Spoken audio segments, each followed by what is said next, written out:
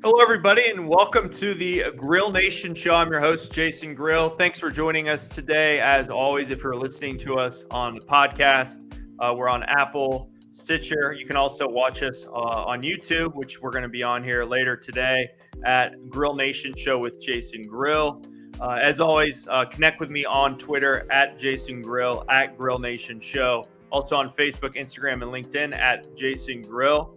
I want to thank all of those who have emailed or joined us or comment on the shows. You can email me at grillnationshow@gmail.com if you have any thoughts about our guests or want to partner with the show.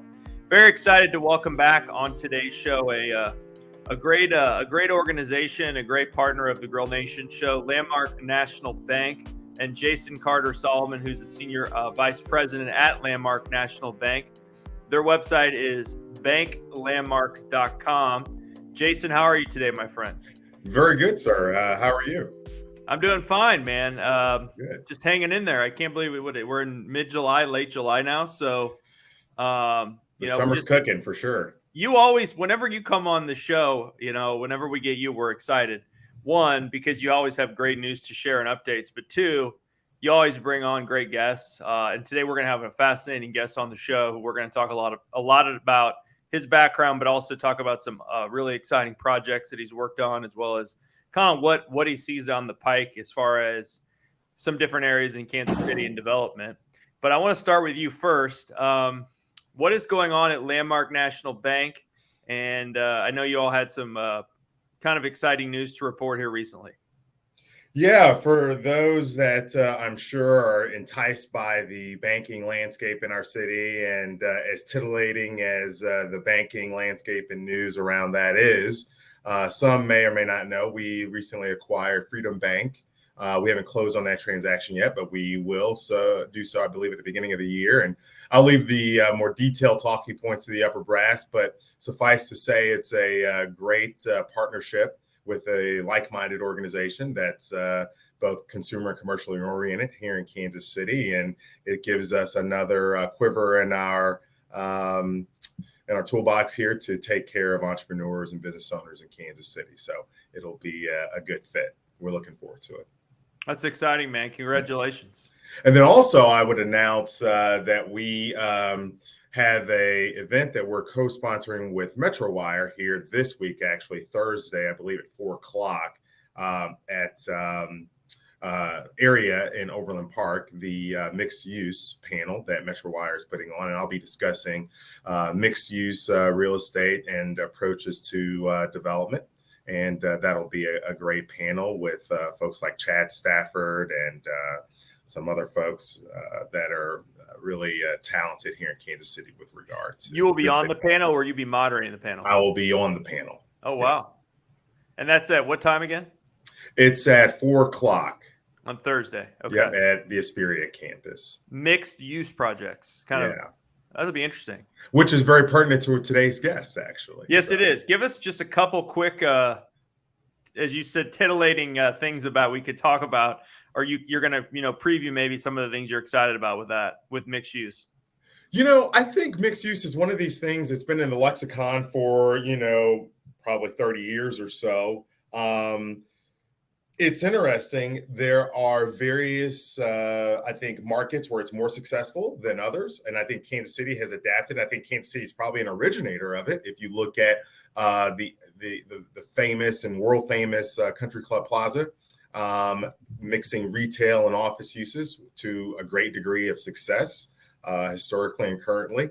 And I think it's an attempt to recreate, I think, communities, mixed use development is to bring complementary uses together in order to recreate communities. You've seen other submarkets in our area kind of take advantage of that approach, like Lenexa City Center, Zona Rosa. And, there are different ways of going about it, mixing residential with retail, residential with office. I've seen office and resident or retail put together. So it's just talking about how to, from the banker's landscape, is how we underwrite those deals and how we view the capital stack and how we can help as lenders and as consultative partners help construct the proper capital structure to ensure mixed use development is successful.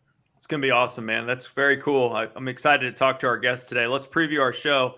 We're going to bring on here Butch Rigby. Tell us about Butch and how you know Butch before we bring him on. So, in our business, you don't often get to work with your heroes. And I've told Butch this, but Butch is one of my heroes. And I'm lucky to consider him actually a good friend. Over the years, we've known each other. We came to know each other several years ago when I was actually graduating from grad school and had some thoughts about the Brookside neighborhood and some of the commercial development in that 63rd Street corridor, and saw an opportunity while examining it both for my master's thesis and also working as a commercial real estate appraiser at the time. And so realizing that there were probably some undervalued assets and land in that corridor, and given the historic strength that neighborhood has from a rooftop perspective, really thought highly of some things that could happen, and had some ideas myself, and then heard he was working on some things. And I just wanted to pick his brain, and I'd heard about him before, hadn't met him. And we just got together and shared a mutual love of old buildings and neighborhoods and placemaking and how to approach the built environment in very similar manners. And so we've become, we've done business together over our number of years. We've known each other, and I consider Butch a friend and a mentor to some degree, and excited to hear his take on some of the new things he's working on, as well as some of the old.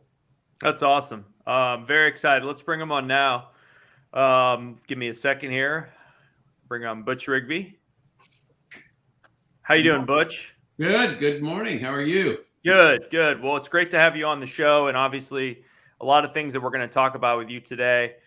For those who don't know you, give us a little bit about your background. I know it's you're very entrepreneurial and you've done many things in your career, but boil it down to kind of the key highlights, and then we'll get into kind of some of the things you're working on today. Well, my background is I've always done what I love to do, and I'm lucky in that way. I started Screenland Theaters a number of years ago. When I got out of college, I decided to go to law school so I could go to Hollywood and be a movie producer. And I ended up going to Hollywood and working on movie crews because a buddy of mine told me I'd be looking over old real estate contracts for the studios if I announced myself as a lawyer. And so I ended up working on movie crews, grip, stunt crew assistant, bit actor, anything I could do to be on or around a movie and a movie experience. And I did that for a couple of years, but I certainly understood that I was more interested in Kansas City and looking at film and looking at real estate. During college, to pay for school, I roofed houses, I painted houses, I did things like that to pay my way through school. And every time I had an experience working on a building, I found that I could not only work on them, but I could own them. As long as your first building cost $8,000 and you rehabbed it yourself. Oh man. But yeah, so we both kind of, I went to law school like you did, and obviously have my license in both states, but have chosen other paths. And I think that's interesting to note that you did that. And a lot of people always ask me, should I go to law school? Should I not? And I always say it's good to go to law school. However, just because you go to law school, you don't have to be a trial lawyer, right? You can absolutely. You can do all kinds of different things. And I think more people are okay with that now, I feel like, than they used to be. Well, Tony La Russa, the longtime baseball manager, is a lawyer. I mean, really? Getting a law degree is just part of an education. And as we all learned, college and higher education, you're not there to learn things. You're there to learn how to think or learn how to process. And so my law degree has been, it was helpful. It was helpful even in Hollywood working on movie crews. I mean, it was, and my experience going through college and working my way through school has led me to a life of self-employment and entrepreneurial activity. And it's not for everybody. but it worked out for me, and you too, and of course, Jason. I've known your father before you, and he's one of the old-fashioned lawyers. He certainly is. He's still working all the time, and gets there on Sunday mornings early, and yes, does a lot of pro bono stuff. I don't know if he's the best businessman, but he's a good lawyer. Oh, he's a great lawyer, he's a great businessman. He's a great person. So, and I can say that sincerely. Yeah. So Butch, let's talk about property. So you talked about being, starting a company or being an entrepreneur. What was the first property you bought in Kansas City? The very first property I bought was an old, burned up fourplex up in Excelsior Springs. It was actually an old house that had been converted many years before, and there was a fire. Woman walks into the little real estate office. My mother had a little one-horse real estate office up in Liberty. And in the summer, I was, in addition to painting and roofing, I would try to sell some houses. I got my broker license when I was 18. And I was going to list this property, and I wanted to buy it. And of course, my mother said, hey, you've got to list it. You've got to give the whole market an opportunity to buy it. And the seller said, if this kid wants to buy it, I want to sell it, and I want to sell it now.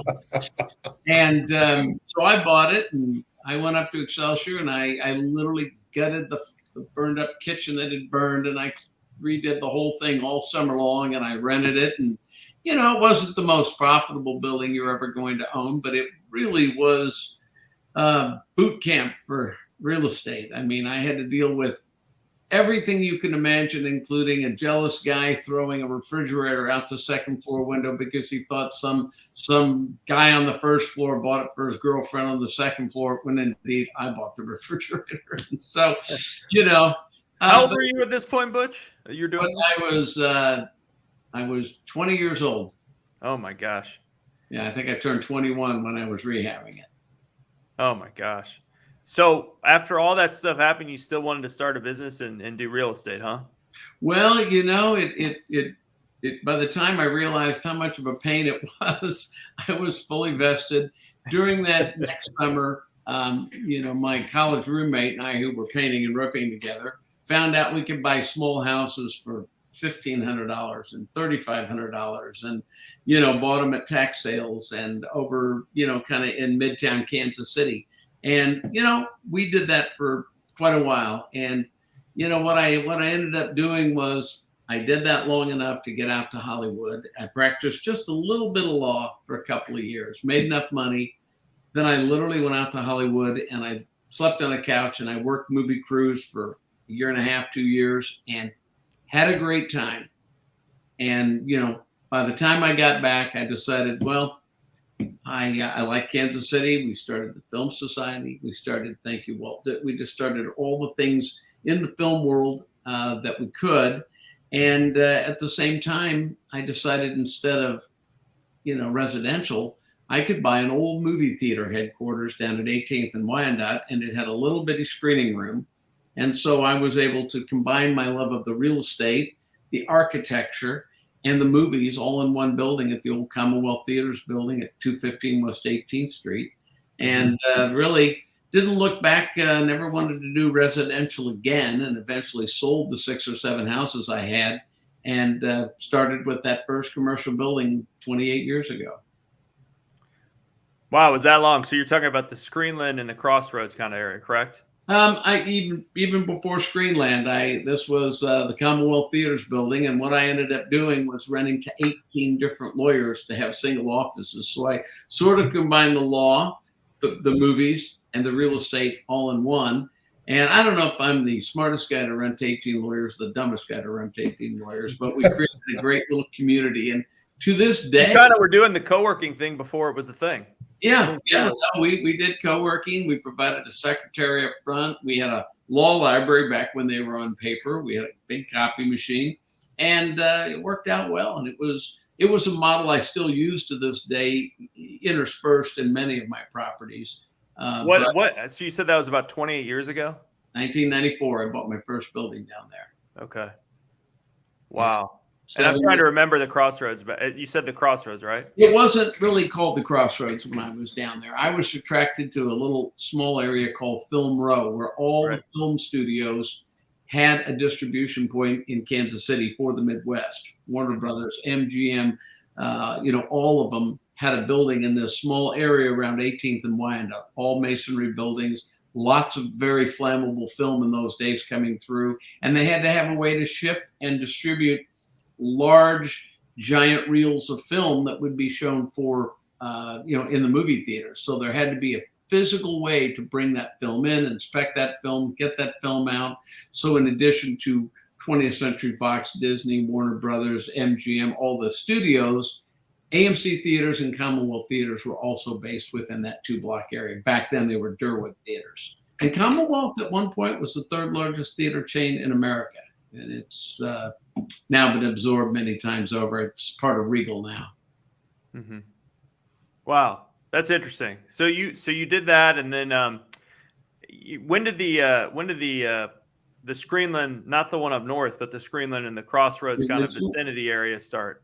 That happened around 2001, 2002. The theater opened in 2004. I acquired an old ice house, an old freezer facility at 17th and Washington. Mm-hmm. And it was literally full of freezers. And we gutted it and we put windows in it and we renovated it. And it was 55,000 feet. And I've always done my own renovations. And so I ended up with, getting toward the end of the renovation.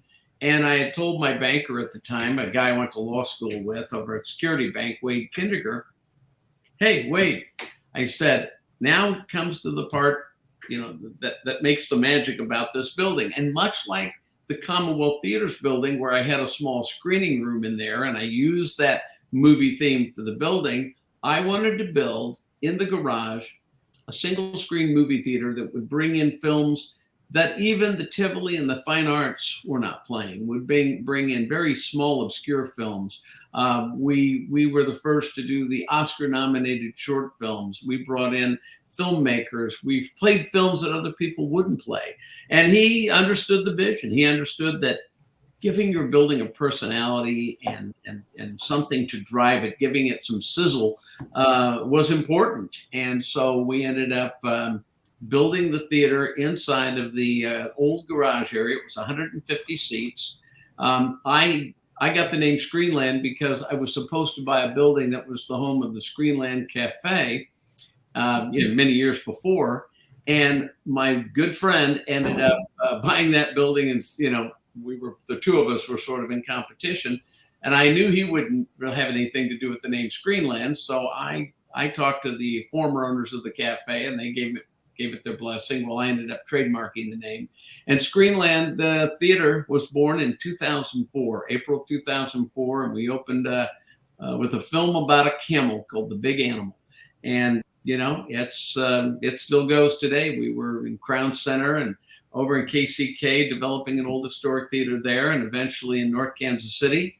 And in North Kansas City, the city wanted a Screenland. And I said, well, Screenland's really a real estate company. The movie theaters don't make money in and of themselves. And so we made a deal to acquire the building that the Screenland Armor is in. And in exchange for me assuring them I would build a movie theater and operate a movie theater.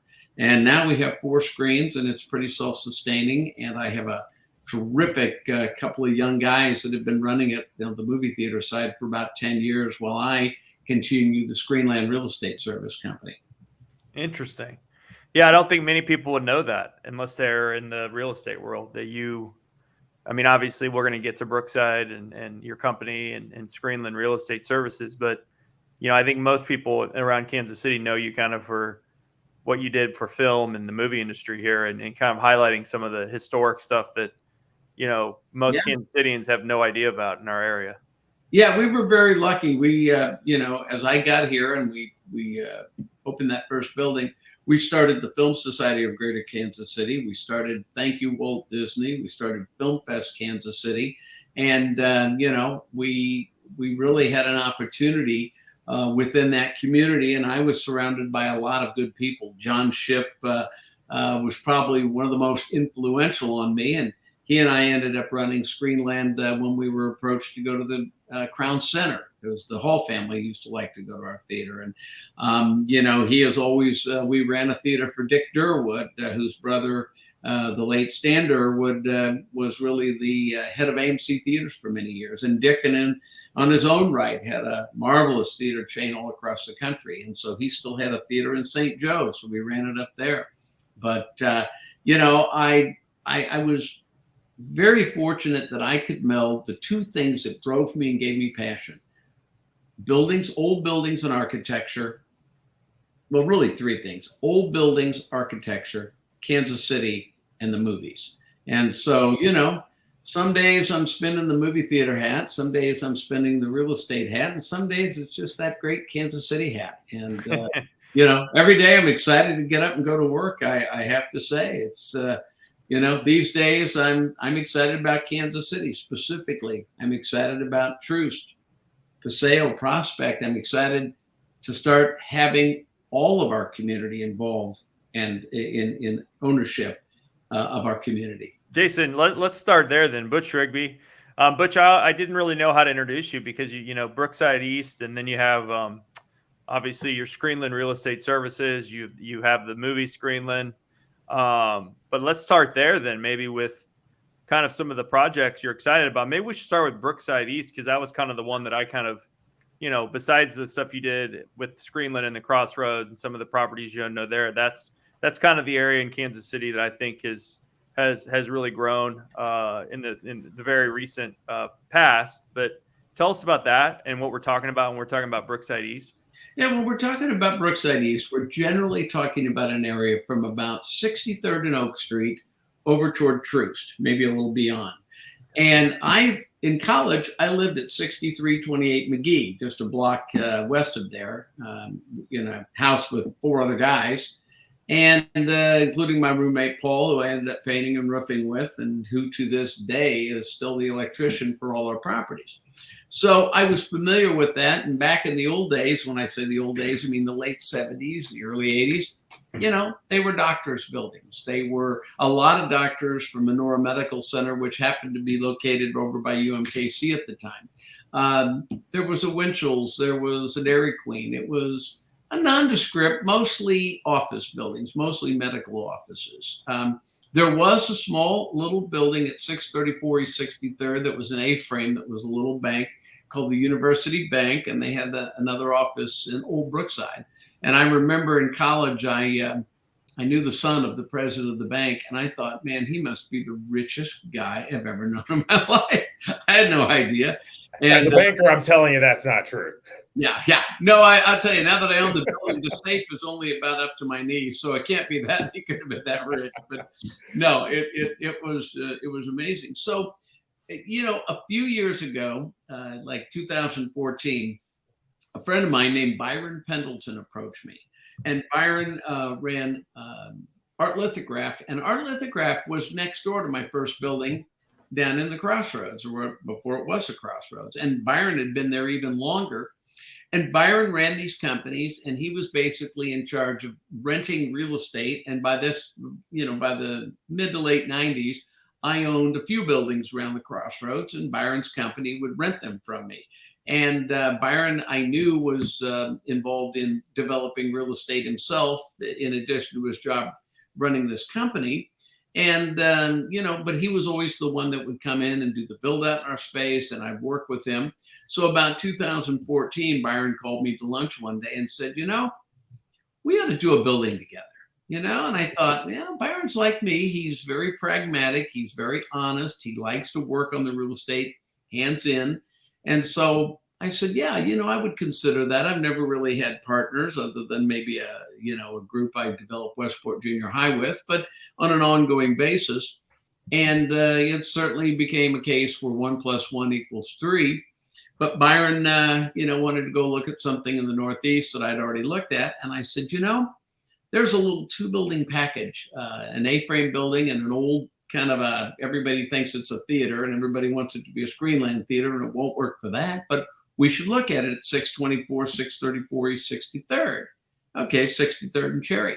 We looked at it. We saw the vision. I explained to him that I felt like this area, which was at the time 70% vacant, but this area with the vacant buildings and everything for sale and everything kind of run down seemed to be situated in a vacuum. It had great housing to the south. It had great housing to the north. It had great shops and housing to the west. It had a lot of good things going to the east, but they were still developing, And so I said, I just think that there's a lot of office space here. There's a lot of need for office space. There's a lot of parking.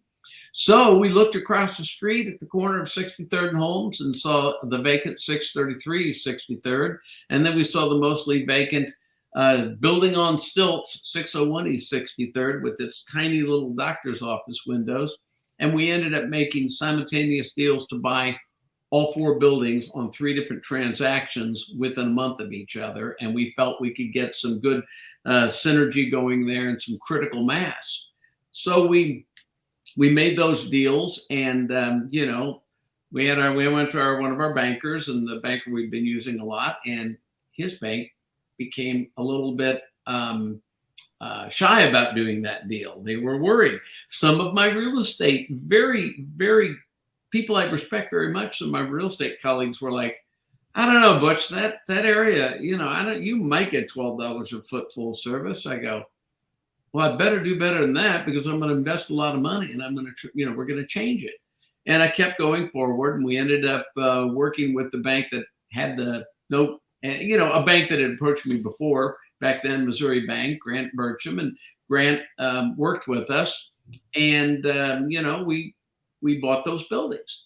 And then along the way, as we were expanding and adding a second floor to a building and putting new glass skins on buildings and just renovating them top to bottom, Missouri Bank sold. And I remembered my good friend Jason Carter Solomon, and he was with the bank out of St. Louis back then. And he understood, and he came forward, and we worked with Jason, and then Jason's bank helped us grow. We eventually acquired 616 East 63rd. We acquired 425 East 63rd. We acquired 701, 751 East 63rd. We started building this community, and all along the way, we renovated them ourselves. We modernized them. We brought, we thought that, hey, we'll put glass skins on there, and people can, the people can see out their windows, and they'll have great views, and it'll be nice. And that was all true. But what was more amazing was people on the street were engaging with the people in the building. They could make eye contact from the sidewalk, and it was a connection. And all of a sudden, the street became more active. Now, we very clearly and very purposefully, we go back to that talk about mixed use.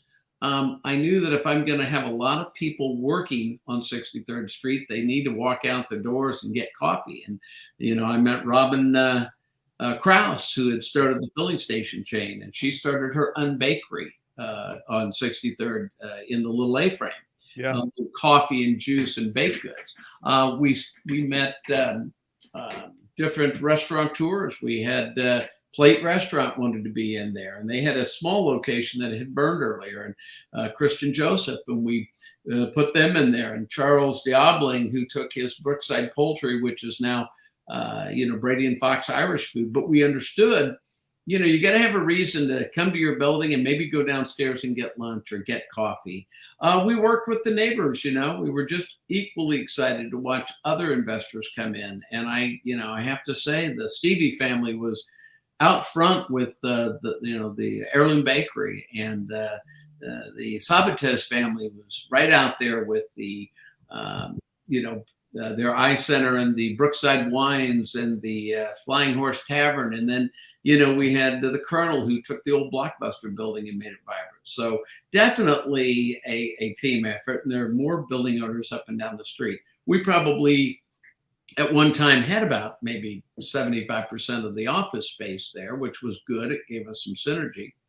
But, it really ended up taken on a life of its own. It really ended up living up to everything we thought it could do and more. The most fascinating thing was 70% of our 110 small business tenants are women-owned business. It's an opportunity for women. Women have been out there, and it was, we kept thinking, hey, we want to make sure that we are a diverse business community. We want women-owned businesses. We want people of color owning their business. We want all these things. And while it took a while to get that blend, we ended up achieving it. We have a great, healthy mix of all sorts of businesses, business owners. We have Latino, African American, Asian American. We just have a healthy, wonderful mix of young and older people running their businesses there. And I couldn't be happier with the result. And so, Brookside East has become a little bit of an experiment, but one that has worked out well. And I think it's paved the way eastward in our community. Yeah, Jason, you want to talk to Butch then about segueing there to Troost then and what's going on there, or do you want to fill in more, because it's obvious that having you and having good banking relationships has been huge. Absolutely. I'm excited to see what else happens in that area as we connect to Troost, as someone who lives in Brookside. I will tell you, first of all, you couldn't have been more right on, spot on. A good banking relationship is everything. Byron and I don't take investors. We do it all ourselves. We sign off on all the loans, but you got to have a banker and bankers that believe in you. And I in addition to Jason, Matt Hofer at Great American, Wade Kinderger at Security Bank, Morgan Schulte at First National Bank. I mean, there are some. Butch has a little more risk tolerance than me, Jason, and I have a little bit as an entrepreneur. But man, I'll tell you what. Yeah, hearing all these stories and all these buildings and all these bank loans, it's amazing what he's willing to do and what he's done. You got to sign your name on the line if you believe in it, and in many ways, Jason and all the other bankers, their reputations are on the line. I mean, they don't want to sit there and go back to a board of directors and report, a lot of real estate owned, on their books. And, I hand it to them. But remember, Jason came to me and understood about 63rd Street before anybody. And he didn't do it as a banker. He did it as a guy who loved 63rd Street and loved a development and loved it. And I think that's what's led Jason and I to doing business together on Troost. Because again, a lot of bankers, they hear Troost and, it's run down and it's dangerous and it's got low rents and it's bad. Well, you know what? Who was going to go to 63rd and Holmes, 8 years ago and pay $100 plus for a meal at a fine restaurant here in town? You got to make that change. And I couldn't believe more in Troost. I think I believe more in Troost than I did 63rd these days. And Jason's there with us right now on a project where a very fine young couple are going to buy a building and, have ownership of a building we're rehabbing and have a dance studio, and they're a young couple of color. And it couldn't be more important to watch young people owning, investing, and being a part of Troost and Points East in our city. Mm-hmm. I truly believe the landing will be, and maybe I'll be involved in it, maybe not, but I truly believe the landing is going to be an anchor once again for small business in Kansas City. And I don't mean a giant sports shoe warehouse. I mean dozens and dozens of small businesses with a home like the Plaza used to be for them many years ago. Mm-hmm. Let's talk about that, Jason. Chime in here, because we've talked about Troost on the show before with some other architects and designers, and I keep hearing more and more buildings are being purchased and rehabbed, and I mean what Butch just said, he's more excited maybe than he was at 63rd about what Troost is doing now and where it could do. What does that look like? I mean, for people that haven't driven down Troost in a long time, I mean, what are we seeing there, and what's the next 5 years hold for these projects? Yeah, I financed several things on Troost, near Troost, east of Troost, both housing and commercial. And I will tell you, there is a bit of a feeding frenzy that has been heating up over the last probably 10 years. And it's going to come to a crescendo probably within the next 5 years. I think if you simply look at some of the larger, the things that get a lot of press are some of the larger, both in mass and dollar amount, investments, right? So looking at 31st and Troost, Armour and Troost, you look at those intersections and you see, Chase Bank, again, competitor, right? But a bank planning a beachhead on 31st and Troost. That was at one point in time unthinkable in this city. You look at the confluence of the hotel in Beacon Hill. I actually was involved in the financing of that hotel, and you look at the residences, right, wrong, or indifferent, the different income mix that is there along the northern parts of Troost. I really think Butch is right that the opportunity on Troost is stronger now than it has ever been. But I think it's been folks like Butch who have understood, frankly, through lived experiences, what can happen when you have reinvestment in an area that, frankly, has, no fault of its own, has been left out. And they are coming in and trying to do development in a different way that's more respectful of the neighborhoods and diversity. I think that's really important. I think those are the types of folks that win, like what Butch is saying.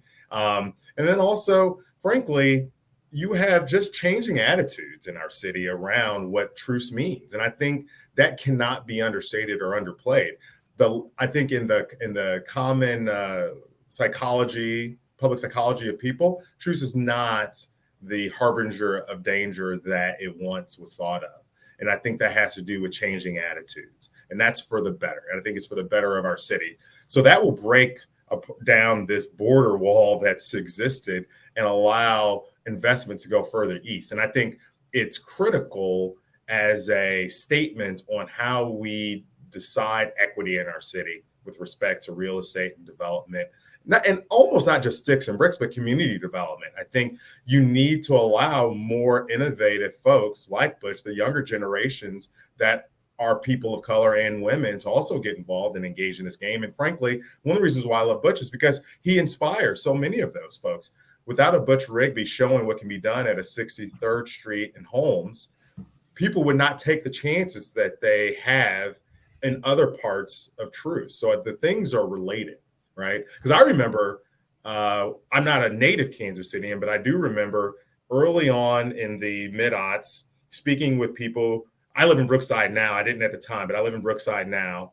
And people talking about east of Maine in Brookside being dangerous, as if it was basically, some derelict, kind of Mad Max dystopian quarter.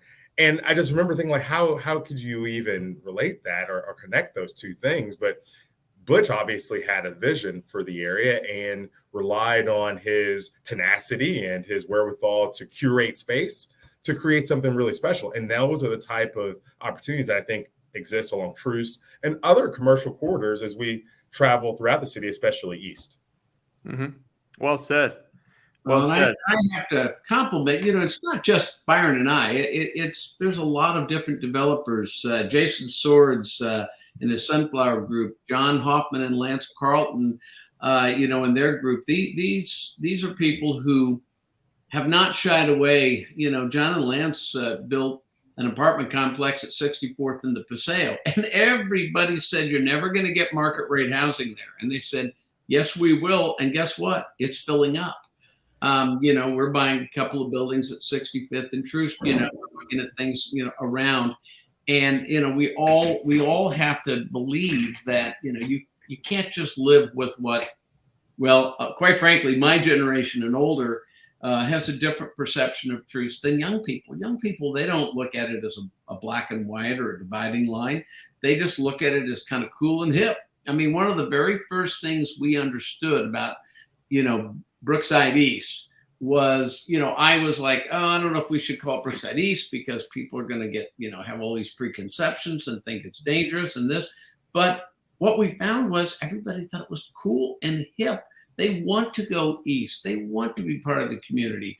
I was very determined to make sure that as we worked on this corridor, that we did have a mix of tenants, demographically and racially and, gender and everything. And we wanted to be open to that. And, that was important to us because if you just develop along and you exclude the people who are doing the small business and living around there and being part of the community, then you are doing, the bad kind of gentrification. But, make no doubt about it, we must rehab buildings. We must make them safer. We must bring them up to good standards. We must get people who are spending money to come and shop and live and work and play there. And the only way you're going to do that is by substantial financial investments and renovation of the buildings. And that's where, incentives come along. I mean, I know it gets such a bad rap. Everybody goes, oh, they're just handing tax dollars to developers, but that's not what it's about. It's about the fact that it costs just as much money to renovate a building at 59th and Troost as it costs to renovate a building at 119th and Knoll. And even though the one at 59th and Troost, the initial cost wasn't so much, that's usually not the large part of your investment. The large part of your investment is more times than not the cost of renovations, the cost of abating the environmental issues, all those kinds of things. So, tax abatements are designed so that we can bring in Maddie's Foods or, the Blush Nail Lounge or the small businesses, the Fletcher Law Office, things like this, who can afford and want to stay, in our Midtown corridor. I mean, we have an opportunity here on Troost in particular to be the home to dozens and dozens and dozens of small Kansas City iconic businesses. Look at Ruby Jeans, 31st and Troost. He believes he's a community leader. He's on Troost. Look at, Maddie's Foods. It's vegan soul food. Who'd ever thought? But they're at 63rd and Holmes and one of ours. And the Plaza many, many years ago was the home to a lot of small Kansas City businesses, a grocery store, a locksmith. As things progress, it became the home to a lot of national businesses. They're starting to learn. They've got Made in KC now. They've got a couple of young women with a shop in the old Plaza Theater. But if we're going to make Troost Avenue, which needs to be commercial retail, successful, we had better plan it so that we can not only let developers like myself engage in the development, but bring in other developers. And what that means is you've got to be able to manage the property taxes as you go along. Make sure you grow the tax base.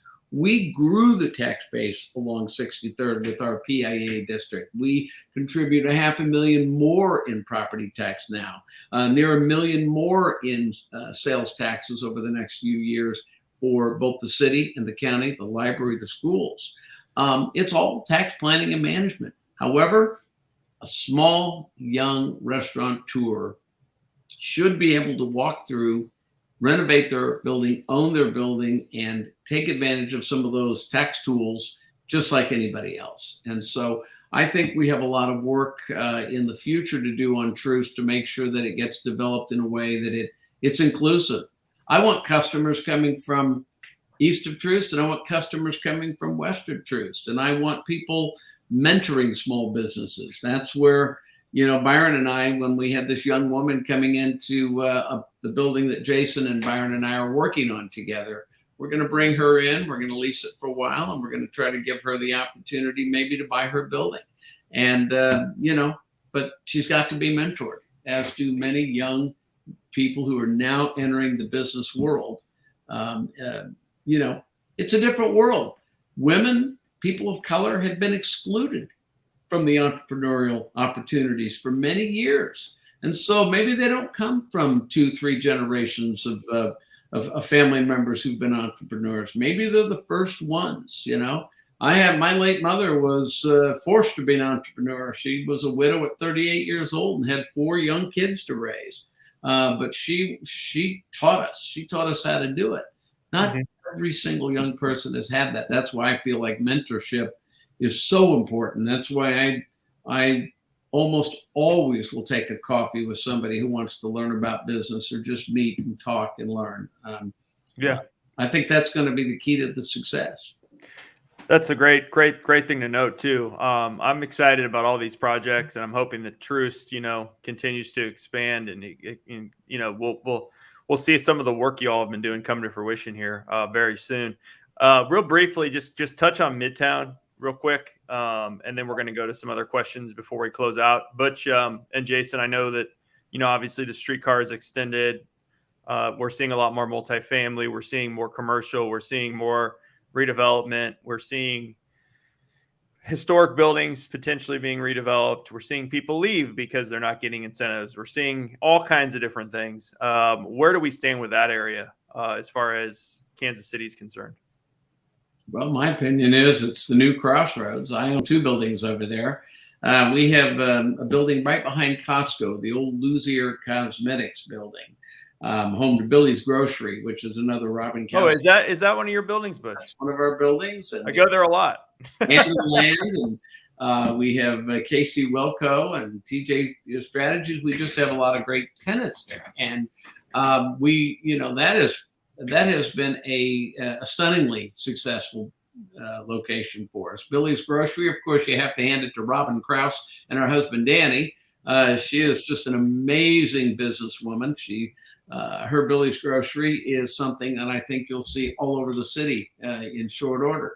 But we have the urban mining building, where Brewer's Kitchen is, and the urban mining folks, and School Smart KC, and Populux, and Victor's. And, again, it was another big old building at 31st and Gillum, a block to the east and north. I think the opportunities are incredible. Look what the Clemens family have done over at 31st and Troost, and, all of that activity.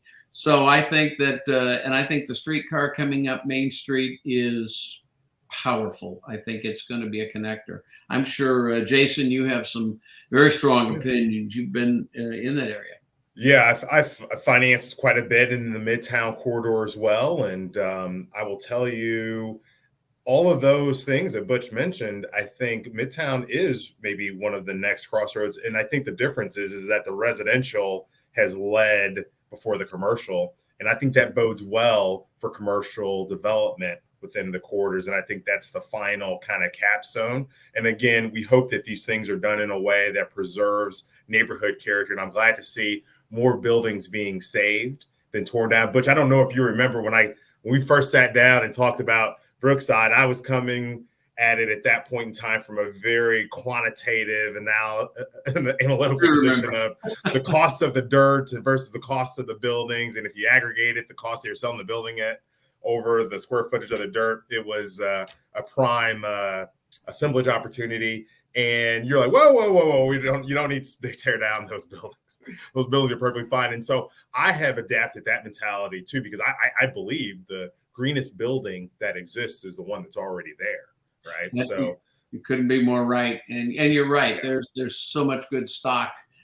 Just go drive around 31st and Troost. Now, I do like, some people don't. I do like the fact that they're creating a lot of density along Armour, not only rehabbing existing buildings, but building new ones. I used to live at 34th and Cherry, so I knew that neighborhood again. And, you get down to the corner of Troost and Armour, and they're putting up, hundreds of residential units. My business partner's sons own a building at 3400 Troost. A lot of young people are building, but I am a firm believer. And that's what's so powerful about Troost. It encompasses all the way down, downtown, all the way far to 85th Street in our community. I mean, it is a binder instead of a wall. It's a binding agent. We have the Prospect Corridor, its days are coming. There's been a TIF there, but not many people have been using it. But that's because you have to grow out naturally. You have to build and build layer upon layer. And that's where I get to the point where we need to be inclusive of everybody in that process, because Troost is really going to be a binding agent for us. I will tell you, 31st and Troost go north. You couldn't find a more beautiful, incredible street in our city. If you drive that, anybody out there wants to go drive it, you show me anything in this entire metro area that is as beautifully landscaped and preserved, and it's a great combination. So moving forward, guys, on Kansas City, what do you see as the next 5 to 10 years? What does it look like? We've been through all these different neighborhoods, obviously, and then how can we accelerate this? Because I'm someone that goes and travels for work and other things often. And I go to cities like Oklahoma City last week for a conference. And I'll tell you what, man, I was kind of blown away with some of the things they're doing down there as far as a city of 1.4 million people and, new convention center, urban parks. I'm a big believer that we have to have some more green space in our downtown. I mean, I think we could continue to utilize our riverfront. But I mean, there's all these things that I see in other cities that are happening that I think that we could do as well, but also keep doing what we're doing already. What could really accelerate us? Because we're obviously in competition with cities that are also growing right now, but also not push people out, which we've talked about. We want to make sure that we keep our neighborhoods historic and developments historic. So what do you see as kind of some of the things that we could do moving forward and make it happen a little quicker? Yeah, one of the things I think the city needs to pay particular attention to, and I'll speak from, I know Butch probably has a lot of thoughts on this, but I'll throw it out there, is I think I'll call it land use management entitlement needs to become a much easier process. I think you need to break down probably some of the old sacred cows and tear some of that stuff down and allow more innovation to lead at the land management entitlement centers of government to allow things to get through easier and quicker and allow more diverse parties and even smaller players to engage in the process in an easier manner. Because more people engaging in the process will breed innovation, which will therefore increase supply of a number of things. Let's take, for instance, housing. One of the big problems in Kansas City right now is affordable housing. Midtown in particular has great density, but in an area with great density and growing density, we are seeing decreased supply of affordability. I think one of the ways in which the city could combat that is, frankly, disabling some of the metrics around zoning that does not allow for accessory dwelling units, for instance. Mm-hmm. We have a lot of NIMBYism in our city around that issue. But frankly, if we go to other cities, one of the things that makes them cool and provide some relief to folks with regard to housing is having dwelling units that don't necessarily look like a 20-foot wide frontage by 30-foot deep lot. Someone having a carriage house apartment while they're in not high school, but college or grad school, or getting a nursing certificate that allows them to live close to Children's Mercy and also, live in a decent place, right? We are losing those types of opportunities. And I think we need to be able to provide more innovative solutions and kind of take off our kind of traditional Midwest hat. I agree. From a land use standpoint. So that's one of my big things. You're seeing bills in Congress, so that are potentially going to address, not having enough housing being built because of, city councils and others who are, exclusionary zoning, and it's hard, right? Because you're trying to build something new or you're trying to renovate something, and people in the neighborhood, they don't want change, and a lot of times, and I get that. And I get people. We have to evolve. Yeah, people don't like change, and I get that. But everything we've changed in Kansas City, Jason, has been very successful.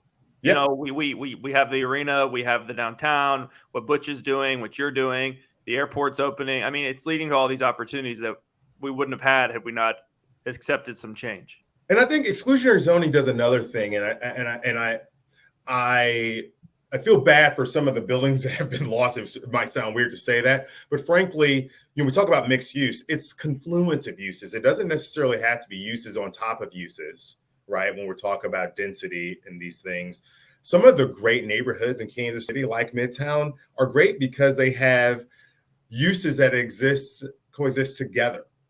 And allowing for that to happen in a manner that is not prohibitive, I think, is really critical to preserving the character of the city, so that you don't have to just tear down half a block in order to have some type of mixed use. There need to be commercial corners within residential nodes, and making sure we preserve those wherever possible, I think, is really critical to making this a fun and attractive place for people to live. Mm-hmm. Yeah, and I would expound upon that. We talked about the change we've made. I think the streetcar is imperative, important, incredible. I mean, I think we made a great choice not only in installing it, but making it free. And making it hop on, hop off has turned it, because if we free all the time too, I mean, a lot of cities have streetcars now, Butch, but they're not free all the time. They might be free on a Tuesday at 8 o'clock, but they're not free on a game day or on a Saturday or a weekend, they don't charge us to drive our car down the road. They shouldn't charge us not to drive our car down the road. And I think it was incredible foresight, when they did that. Now they've expanded to the city buses. And, that's why we have one of the most successful streetcars in America. And I think it'll only continue as you go down Main Street.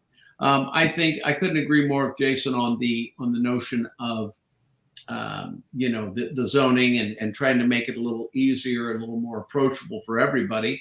I also think that we do need more green space. I like the idea of covering the freeway on the South Loop with the green space. First, I thought, we should, invite some new corporation from out of town to be there. But I actually think that with what's going on with all of the new housing downtown and the Crossroads, that's going to be important. It's got to be a place. I personally support a baseball stadium coming back downtown, because you're going to have 82 days a year where small businesses are going to be included in the success of having a Major League Baseball team in Kansas City. Right now, it's those who've been able to get themselves in the island known as the sports complex. But now you're going to have all sorts of them. And I do believe our city will accept the change and will accept coming downtown. I think that, one of the things that's going on in Midtown that, I'm involved in a group that has I'm involved with the group. We own the Westport Junior High. We redeveloped it. Fortunate to have Bob Berkebile and David Brain and Lou Steele and Chip Walsh as a partnership. And now they're expanding across the street to the senior high.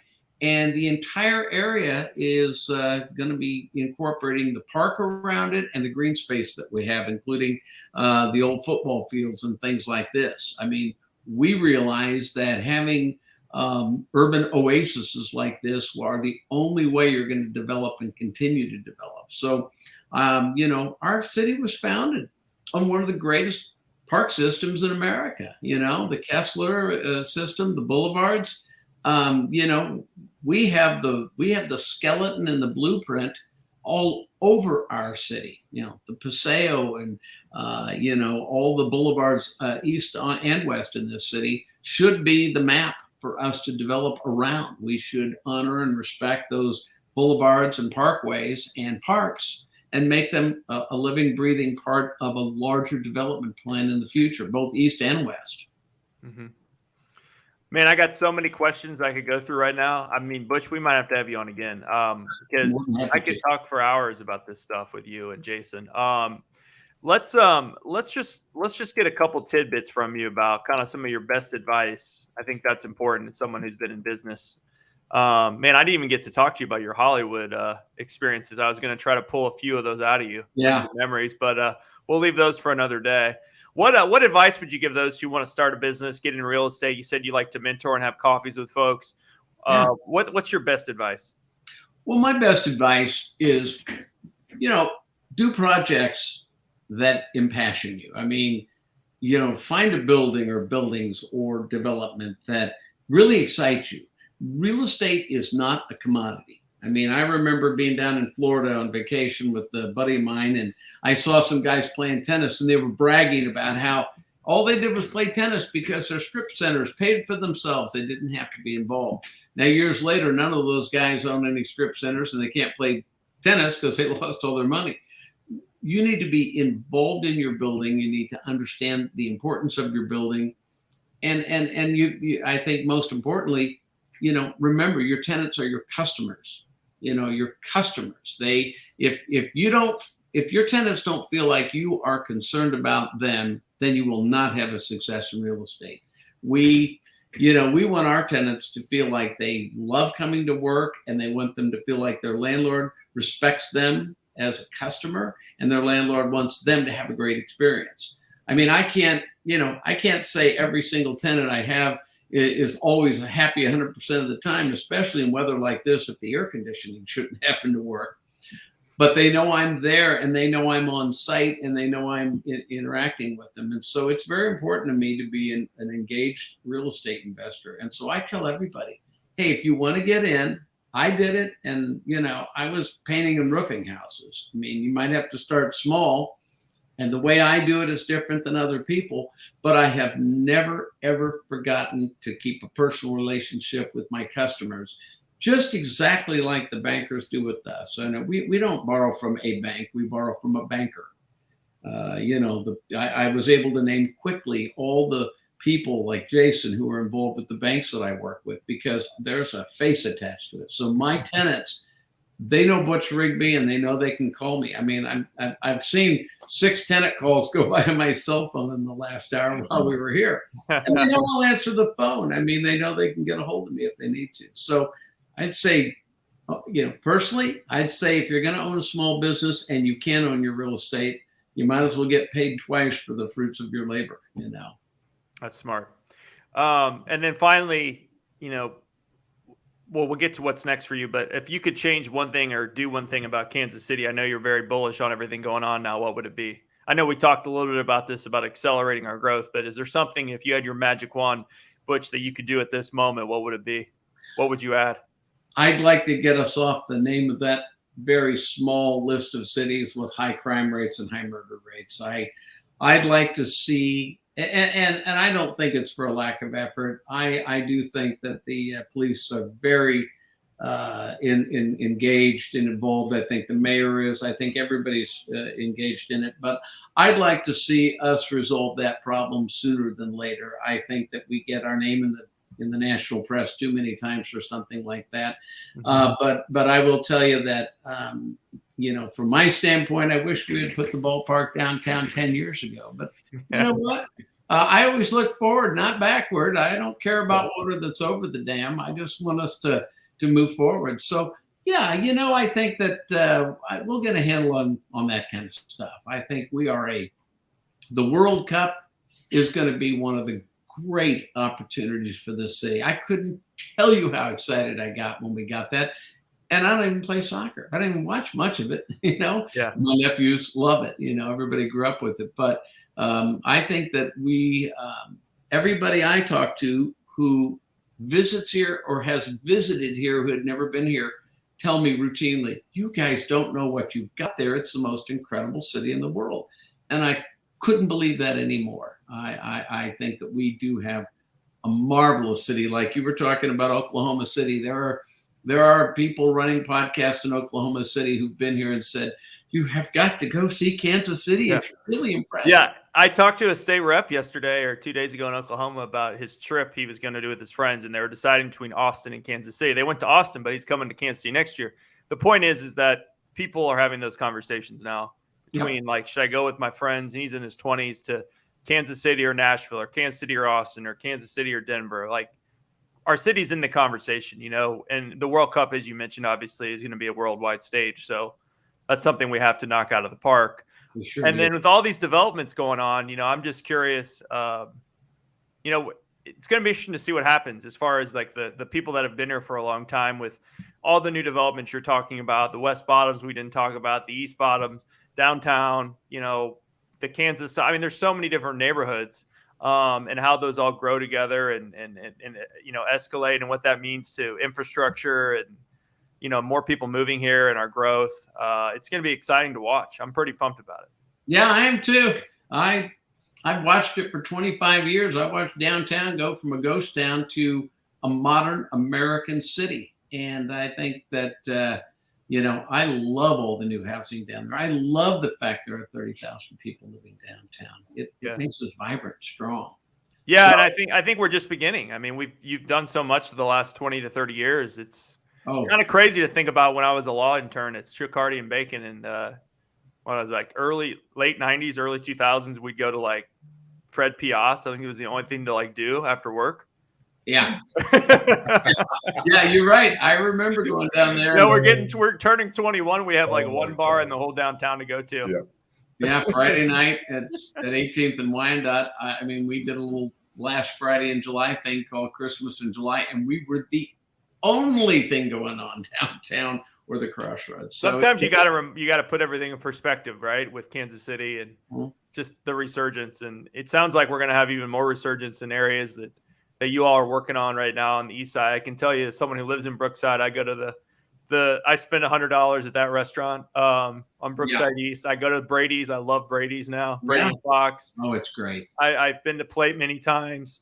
I've been to those coffee shops. Such a good addition, and I'm excited to see. I'm looking forward to going to Troost when I've been to Ruby Jeans. I've been to those places when there's more and more places on that strip to go to. Our best days are yet to come in the city.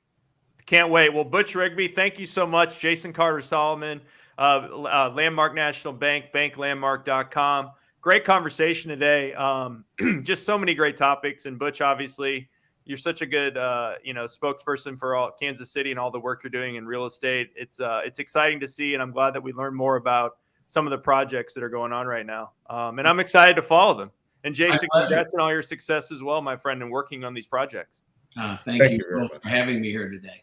Yeah, you bet. We'll talk to you again soon. And I want to thank those who have watched the show today and listened to the show on podcast. I hope you've enjoyed it. I want to thank Butch Rigby and Jason Carter Solomon again for coming on the show. Thank you for listening, watching, and we will see you again soon. Take care. And thanks to Landmark National Bank for collaborating with the show today. Our pleasure. Thank you.